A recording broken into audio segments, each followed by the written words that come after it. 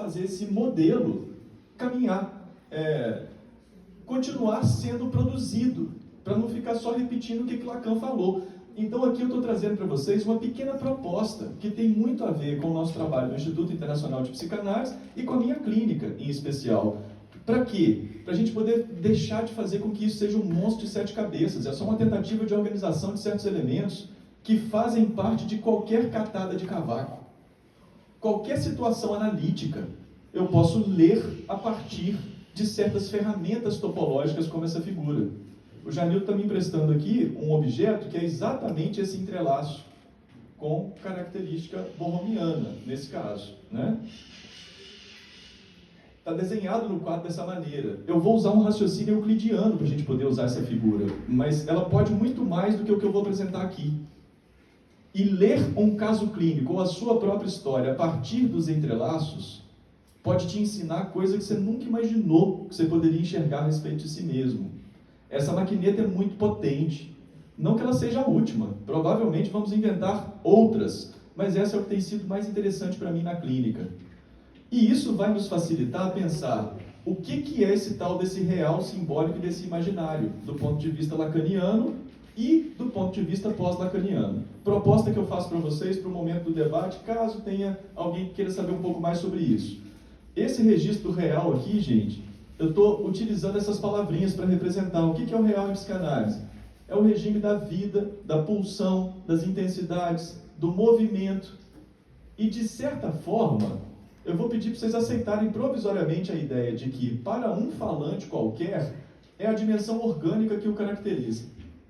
Orgânico, não estou falando corpo, estou falando organismo mesmo, que funciona, inclusive eu posso interferir nas intensidades e no próprio campo pulsional através de medicação psiquiátrica. Eu posso interferir com química.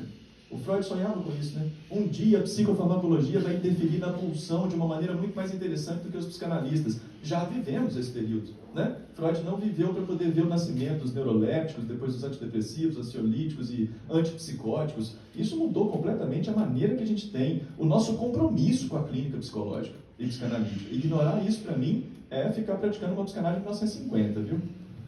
Essas intensidades orgânicas, elas podem receber intervenções no nível do real que vem da química. E ninguém precisa falar assim, olha, eu vou te dar um paracetamol para poder baixar a sua febre, você tem que acreditar nisso, viu? Você tem que saber como é que o paracetamol funciona para ele funcionar. Não tem não, pode aparecer o paracetamol que a febre baixa.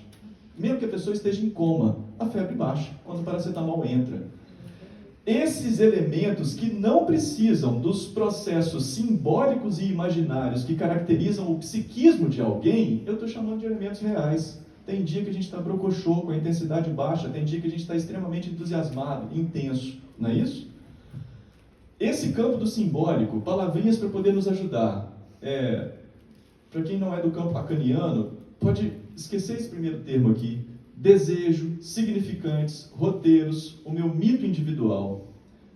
Um organismo vivo, ao nascer, entra numa sopa de letrinhas que geralmente já está pronta antes dele vir ao mundo, as fantasias, as idealizações dos pais. Ele começa, inclusive, a escutar coisas sobre quem ele é.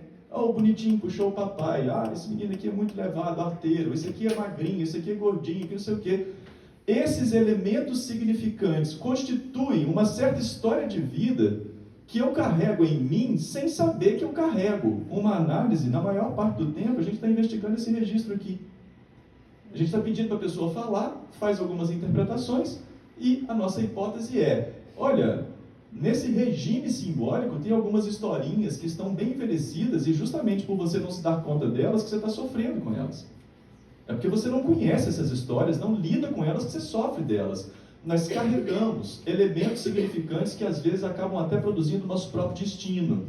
E o regime do imaginário está relacionado com as representações psíquicas. Um pouquinho mais complexo falar disso, e a gente pode voltar se for necessário. Mas eu gostaria que vocês pensassem o seguinte, se o regime de significantes, o regime do simbólico, é o roteiro da minha peça teatral existencial, o imaginário é o cenário. É o cenário no qual eu estou vivendo. Cenário, iluminação, música, sonorização, clima, temperatura. Então, um organismo vivo com suas intensidades, que é muito difícil de modificar sozinho, tem certas questões genéticas e constitucionais que caracterizam esse real, fazem com que ele sempre retorne no mesmo lugar, uma história simbólica que eu acumulo e um teatro que eu represento no cenário da minha própria existência. Tudo bem até aí? Os psicanalistas, durante o século XX inteiro, trabalharam exclusivamente nessa vertente de trabalho. Por que a gente não está fazendo processos de intervenção que tentam tocar no nível do real da existência vivida? E por que a gente tem recusado intervenções que tocam no nível do cenário? O que significa dizer que uma pessoa me procura com pensamentos obsessivos, comportamentos compulsivos, e eu vou tentar interpretar esses pensamentos obsessivos e compulsivos de acordo com a história de vida dele? Super legal. Provavelmente vai encontrar um pai e uma mãe gozador demais, muito sentimento de culpa, culpa cristã, meu Deus do céu. Vai encontrar tudo aquilo que o Freud falou a respeito da história de formação de sintomas obsessivos. Agora, as minhas intervenções enquanto analista, necessariamente, elas vão ter que ser pela via da palavra e da via compreensiva no regime do significante. Eu só estou utilizando 1/3 do sistema psíquico que está disponível para eu poder trabalhar. Tudo bem até aí, né? Qualquer elemento desse entrelaço borromiano que um dia, hoje ou mais para frente, vocês quiserem conversar sobre onde nos encontramos nesses processos de desenvolvimento da própria teoria analítica, a gente volta aqui.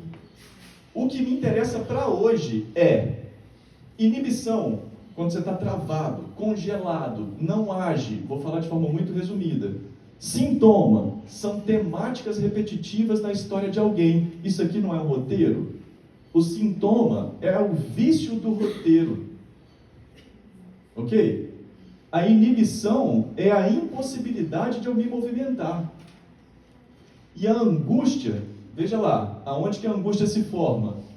Uma relação entre o real e o imaginário. O simbólico está fora, para a gente falar da angústia, né? As intensidades estão vazando para o corpo sem mediação simbólica. Um corpo que recebe as intensidades reais sem mediação simbólica é um corpo angustiado. Vocês percebem como é que a maquineta vai facilitando para a gente poder observar aonde que eu posso atuar, perguntar, intervir num determinado elemento clínico se eu recebo um paciente que me descreve um determinado tipo de mal-estar e eu hipotetizo. Isso se trata de uma inibição, de um sintoma ou de uma angústia. Eu faço a minha hipótese e a partir daí eu posso ver o que está no entorno dessa hipótese para eu poder produzir as minhas intervenções. Às vezes uma mudança de cenário, de ritmo, descola o sujeito de uma política da inibição. E não a palavra, conta a história, associação livre e interpretação. Mudança prática, no cenário. Gente, eu estou falando de coisas tão simples quanto pintar uma casa, organizar um guarda-roupa. Mudanças no cenário interferem no fenômeno inibitório. Mudanças no roteiro, aí sim as interpretações clássicas, interferem no nível do sintoma, dos vícios do roteiro. Mudanças no campo do real interferem no fenômeno da angústia, porque tem energia demais entrando nesse corpo sem ter possibilidade de escoamento. Hoje eu vou parar por aqui, desculpa pela demora, mas eu não ia deixar de fazer isso. Dizer o que eu estava com vontade de dizer para vocês, apesar do avançado da hora, vamos ver o que a gente consegue fazer com esse tempo que nos resta. Beleza?